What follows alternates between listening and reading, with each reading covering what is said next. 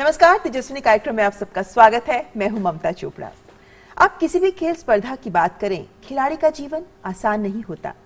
यानी जिंदगी का हर लम्हा, हर पल उन्हें अपने लक्ष्यों को साधने के प्रति ही समर्पित करके आगे बढ़ना होता है। और जब खिलाड़ी महिला हो तो चुनौतियां और भी बढ़ जाती हैं।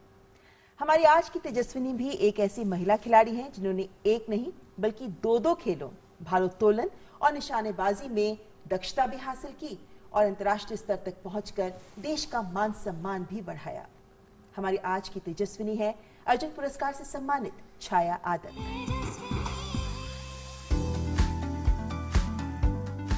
शिद्दत से किया गया कोई भी काम एक दिन परिणाम जरूर देता है। छाया आदक ने बचपन से ही खेलों की दुनिया के प्रति अपने लगाव को इतनी शिद्दत से आगे बढ़ाया कि यही उनकी जिंदगी बन गया।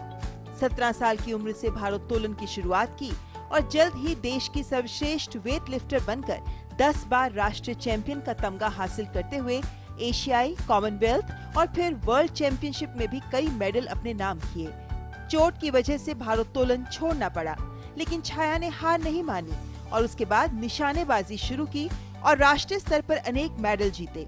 छाया आदक अब युवा खिलाड़ियों को निशानेबाजी के गुर सिखाते हुए इनके जरिए एशियाई और ओलंपिक पदक जीतने का सपना साकार करने में जुटी हैं। पश्चिम बंगाल के छोटे से गांव से अपनी ईमानदार मेहनत के बल पर सफलता का फलक छूने वाली छाया CISF यानी केंद्रीय औद्योगिक सुरक्षा बल में असिस्टेंट कमांडेंट के पद पर रह चुकी हैं। अंतर्राष्ट्रीय भारोत्तोलक रेफरी, निशानेबाजी कोच और अर्जुन पुरस्कार से सम्मानित छाया आदक ही हैं हमारी आज की तेजस्विनी। तो आइए छाया आदक से करते हैं मुलाकात। छाया जी, बहुत बहुत स्वागत है आपका तेजस्विनी में। नमस्कार। अमूमन हम देखते हैं कि खिलाड़ी अपना पूरा वक्त, पूरा जीवन किसी एक खेल को समर्पित होकर उसी में बड़े बड़े लक्ष्यों को हासिल करने में, शीर्ष तक पहुंचने की जद्दोजहद में ही अपना पूरा जीवन लगा देते हैं। आपने तो दो खेलों में दक्षता हासिल की है। कैसे संभव किया आपने ये एक अद्भुत कार्य? देखिए, दो खेल में आने का इरादा इतना जल्दी नहीं था, लेकिन मेरा हिरोशिमा एशियन गेम्स में बैक इंजरी हुआ तो but I cannot leave without sports. ये मेरा बिल्कुल हार्ट एंड सोल टोटल में इतना इन्वॉल्व था स्पोर्ट्स को। आई वॉज क्राइंग जब मेरा बैक इंजरी हो गया। तो अब जसपाल राणा का जो फादर है मिस्टर इनेस राणा, उन्होंने इस हालत में मुझे देखा और उन्होंने संभाला, बोला कोई बात नहीं, बैक में इंजरी हुआ बट हम शूटिंग कर सकते हैं, मैं आपको शूटिंग में लेके आऊँगा। तो तब से फिर शूटिंग में जुट गए। यानी इस तरह से एक ऐसा हादसा कह सकते हैं खिलाड़ी के लिए, क्योंकि अगर आप कोई ऐसा खेल जिसको आप इतने सालों से आप खेल रही हैं, उसको छोड़ के अगर अपनी फील्ड चेंज करनी हो और निशानेबाजी में आपने जाने का निर्णय लिया, आसान तो नहीं होगा ये निर्णय? बिल्कुल आसान नहीं था। मतलब उस समय डाउट हो रहा था कि मैं कर पाऊंगी नहीं कर पाऊंगी, बट कुछ भी करे मुझे करना ही होगा, क्योंकि मैं स्पोर्ट्स छोड़ के जी नहीं सकती। I can not think even कि स्पोर्ट्स छोड़ के मैं कैसे जीऊँ। तो उन्होंने जब मुझे ये मौका दिया और मुझे एनकरेज किया, मुझे अच्छा लगा।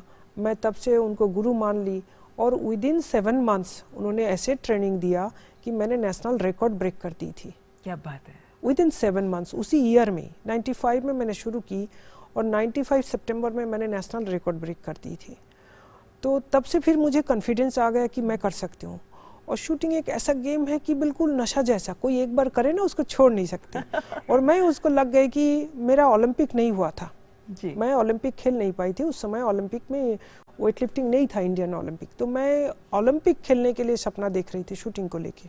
ऐसा सिचुएशन था हमारे टाइम में। इट वाज 95, आप सोच ही सकते हो। उस समय एमुनिशन, वेपन, ये इंपोर्ट फैसिलिटी इतना नहीं था, और था भी तो इतना क्राइसिस था हमारा फाइनेंशियल कि मैं इतना एफर्ट नहीं कर पाई। वही पुराना जसपाल राणा का पिस्तौल से मैंने पहला कंपटीशन किया। उसके बाद धीरे धीरे मैंने इंस्टॉलमेंट में पिस्तौल खरीदी, इंस्टॉलमेंट पे पिस्तौल खरीदी, और उसके बाद फिर खूब स्ट्रगल किया। लेकिन 2006 ओलंपिक और वर्ल्ड चैम्पियनशिप का सिलेक्शन ट्रायल था जालंधर में, पंजाब पुलिस एकेडमी में। उस समय मैं 4th प्लेस में कंप्लीट करी, जबकि 3 मेंबर का टीम गया, बिल्कुल, हाँ। And I suppose to get that. वो मेरा लाइफ का सबसे बड़ा एक और एक्सीडेंट हो गया। लेकिन छाया जी, आपने जैसे निशानेबाजी तो आपने बाद में शुरू की, लेकिन उससे पहले आपकी पहचान एक भारोत्तोलक के रूप में रही। आप देश की सर्वश्रेष्ठ भारोत्तोलक, महिला भारोत्तोलक भी रहीं।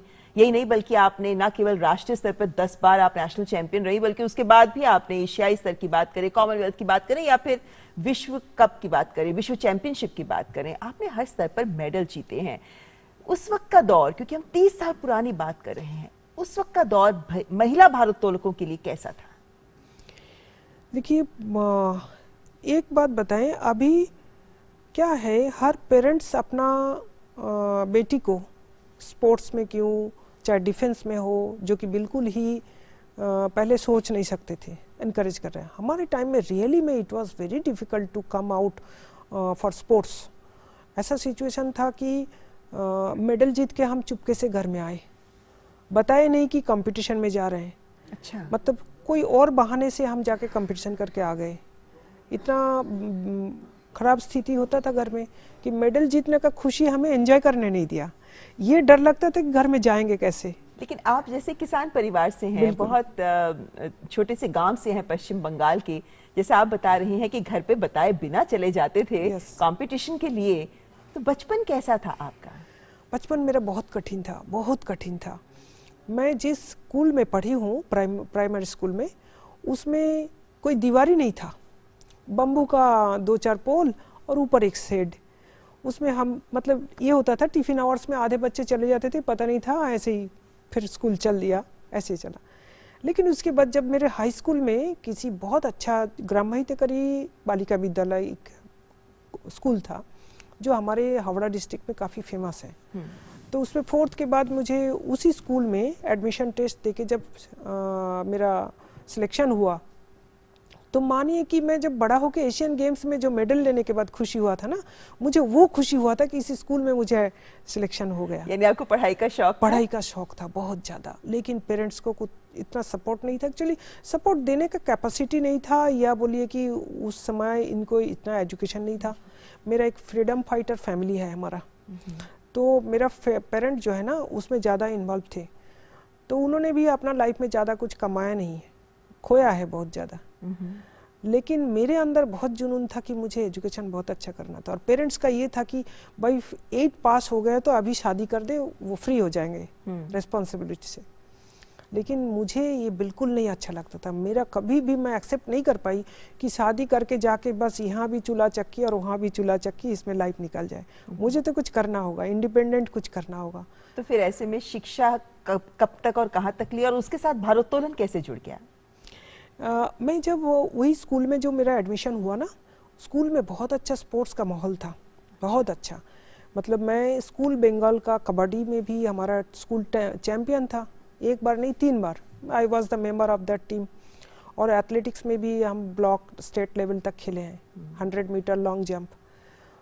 ऐसा करते करते जब मैं किसी ने मुझे सजेशन दिया, मेरी एक फ्रेंड, कि भाई वेट ट्रेनिंग करने से ज़्यादा बेनिफिट होगा, परफॉर्मेंस और इम्प्रूव होगा। तो I went for weight training. जो क्लब में मैं पहले पहुंची, मेरा एथलेटिक्स का सपोर्टिंग एक्सरसाइज के लिए मैं वेट ट्रेनिंग करने पहुंची थी। वहाँ मुझे कोच पकड़ के वेट लिफ्टिंग में डाल दिया। अरे इतना स्ट्रांग है आप, तो वेट लिफ्टिंग में बहुत अच्छा निकल जाओगे जी।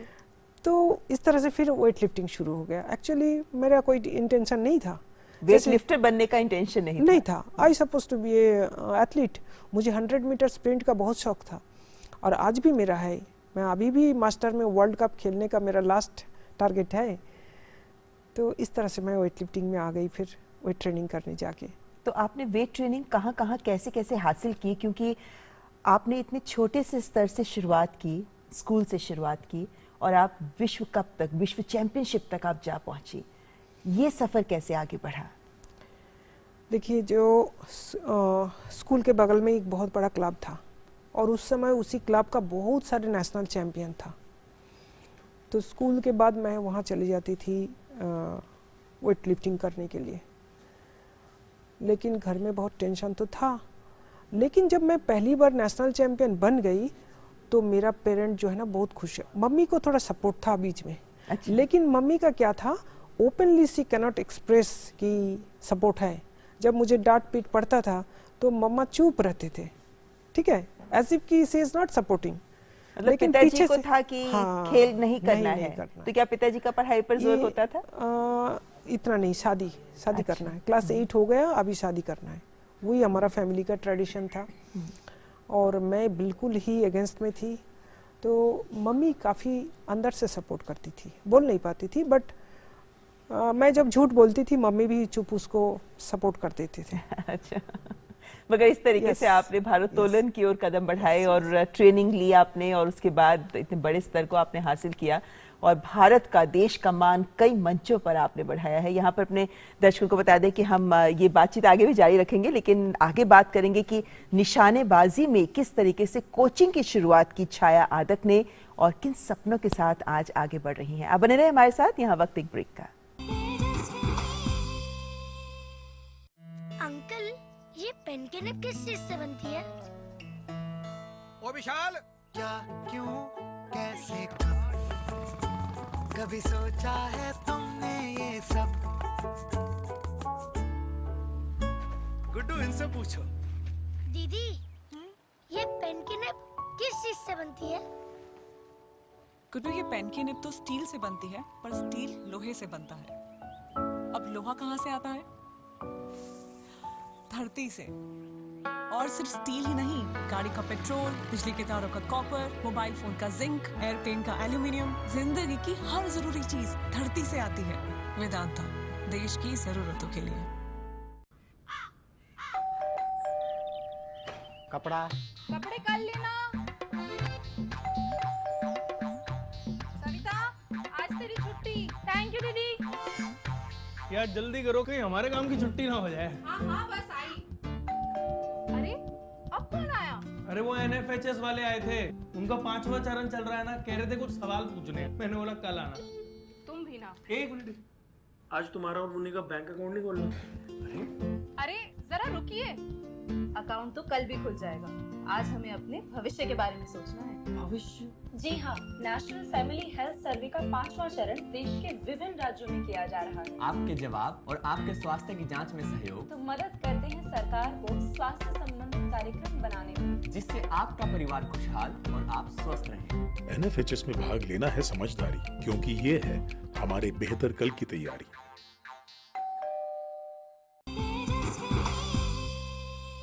ब्रेक के बाद आपका स्वागत है। आप देख रहे हैं तेजस्विनी, और तेजस्विनी में आज हमारी तेजस्विनी है छाया आदक, जो अर्जुन पुरस्कार से सम्मानित हैं।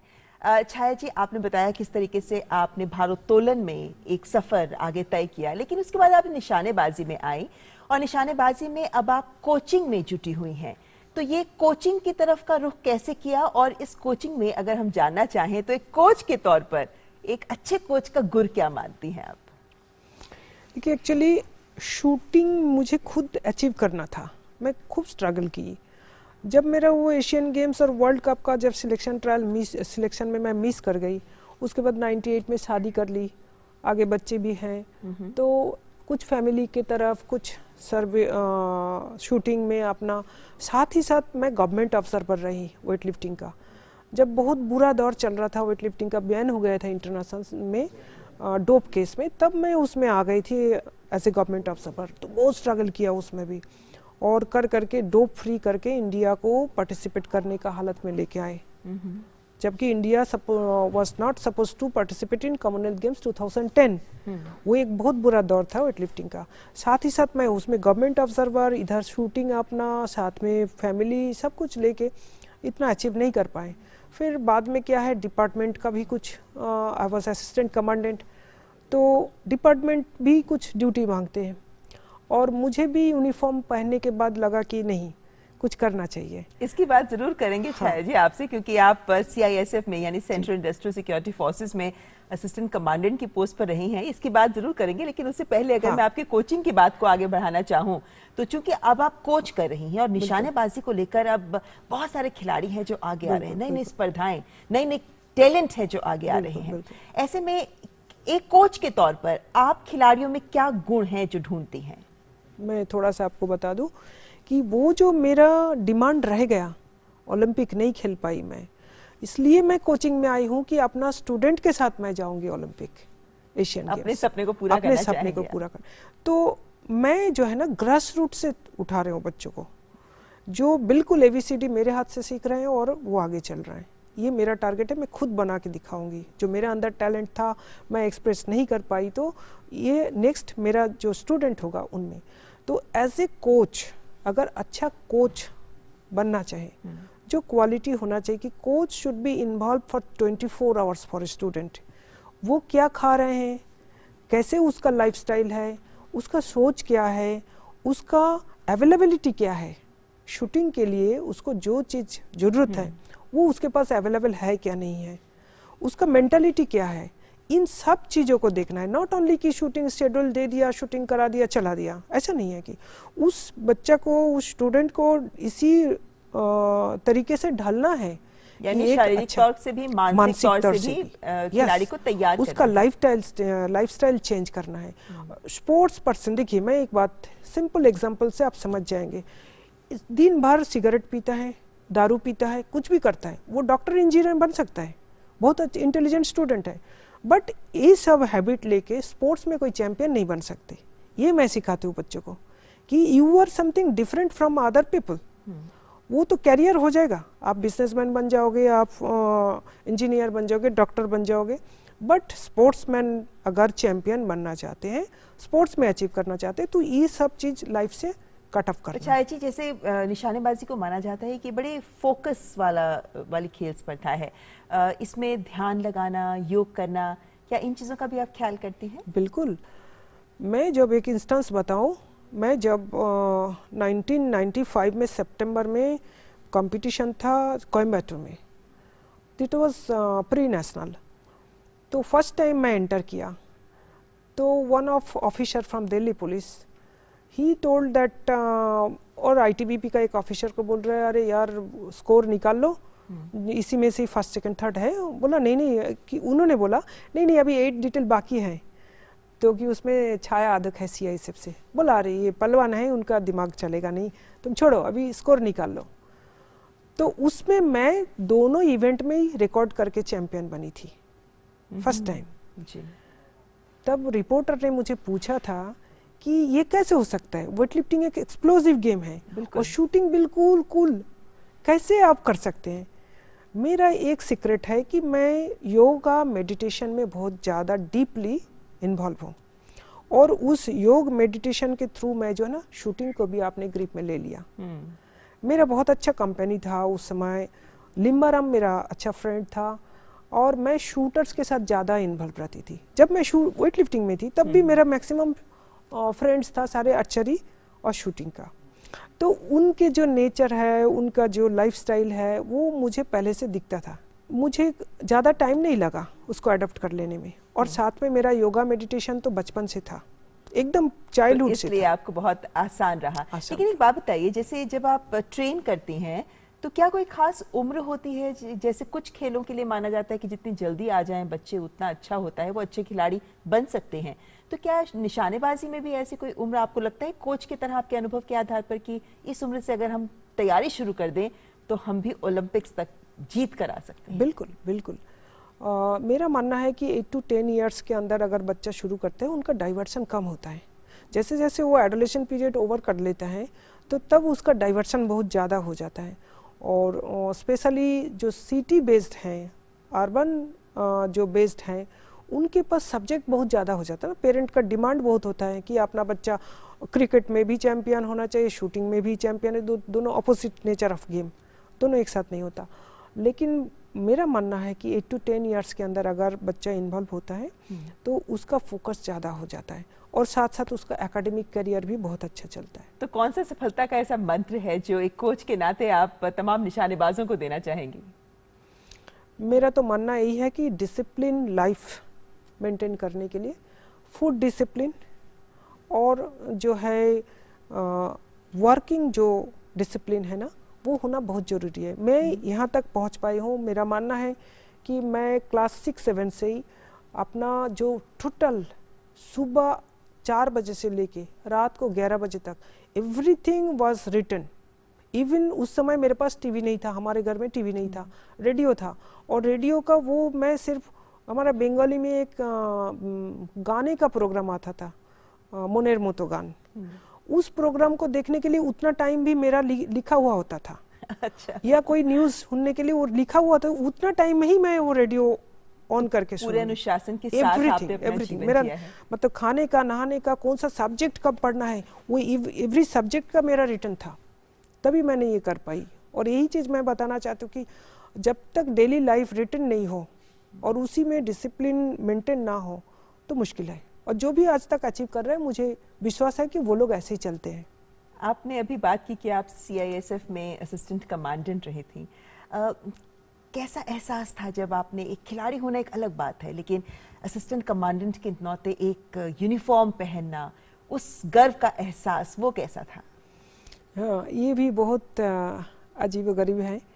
मैं जब पहली बार मुझे ड्यूटी के लिए बुलाए थे ना, तो बहुत ख़राब लगा था कि यार हम लोग स्पोर्ट्स से आए हैं, हम तो स्पोर्ट्स कर रहे हैं अभी तक क्यों हमें बुलाएंगे। तो ख़राब लगता था। जब फिर ड्यूटी में इन्वॉल्व हो गए ना, हमारी रिस्पॉन्सिबिलिटी, लोगों का हमारे प्रति एक्सपेक्टेशन और रियली में सिक्योरिटी मैटर कितना इम्पोर्टेंट है, ये समझ में आया।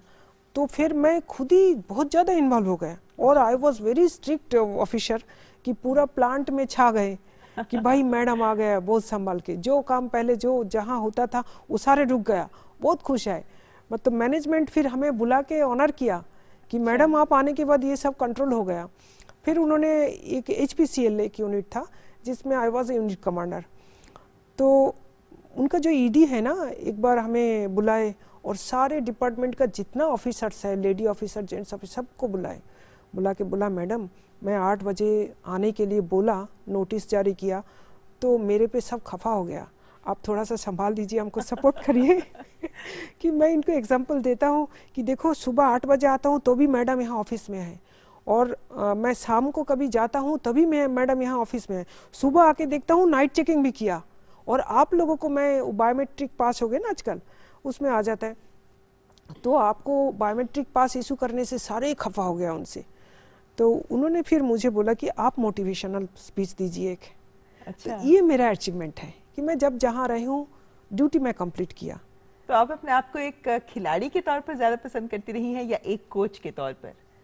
देखिए, जब मैं खिलाड़ी थी तो मैं एज ए खिलाड़ी ज़्यादा इन्वॉल्व थी। अब मैं कोच हूँ, अब मैं ऐसे कोच ही ज़्यादा पसंद करूँगी कि मेरा कोचिंग क्वालिटी बढ़े और मेरे से बच्चे मतलब उनका रिजल्ट अच्छा मिला, वो कैरियर चुने स्पोर्ट्स में और एस्टेब्लिश्ड हो। छाया जी, आपकी 2 प्यारी प्यारी बेटियां भी हैं, तो आप उन्हें भी निशानेबाजी की कोचिंग दे रही हैं? बिल्कुल, मेरी छोटी बेटी नेशनल खेल रही है और बड़ी बेटी थोड़ा एकेडमी में ज़्यादा इंटरेस्टेड है, वो कभी कभी शौकिया करती है, कंपटीशन की तौर पे नहीं है, बट छोटी बेटी को पूरा टारगेट है, she want to be a good shooter. Okay, यहाँ पर आपसे मैं छोटे छोटे कुछ सवाल पूछूंगी और उनके ज़रिए हम जानने की कोशिश करते हैं कि छाया आदक आखिर है कैसी। ज़िंदगी में मिली एक बेहतरीन सलाह?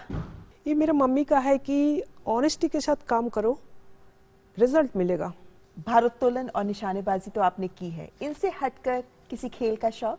मैं बिलियर्ड्स खेलना पसंद करती हूँ। अपने बारे में एक वाक्य में अगर आपको एक्सप्लेन करना हो? मैं अपना प्रिंसिपल से कभी कॉम्प्रोमाइज़ नहीं किया। जिंदगी में किसने आपको सबसे ज़्यादा प्रभावित किया है? हमारी वेट लिफ्टिंग में एक अर्जुन अवार्डी है, मिस्टर LK दास, उनसे मैं सबसे ज़्यादा प्रभावित हुई हूँ और उनको अनुसरण करके ही मैं अर्जुन अवार्डी बन गई हूँ। अच्छा, और आपके फेवरेट महिला खिलाड़ी कौन है? Mary com. मैरी कॉम, मेरा जैसा ही स्ट्रगल है इसका। बिल्कुल। जिंदगी का क्या मकसद रहा है, मोटो क्या है आपका जिंदगी का? मैं अपना पीछे ऐसे लेगेसी छोड़ के जाऊं कि लोग मुझे याद करें।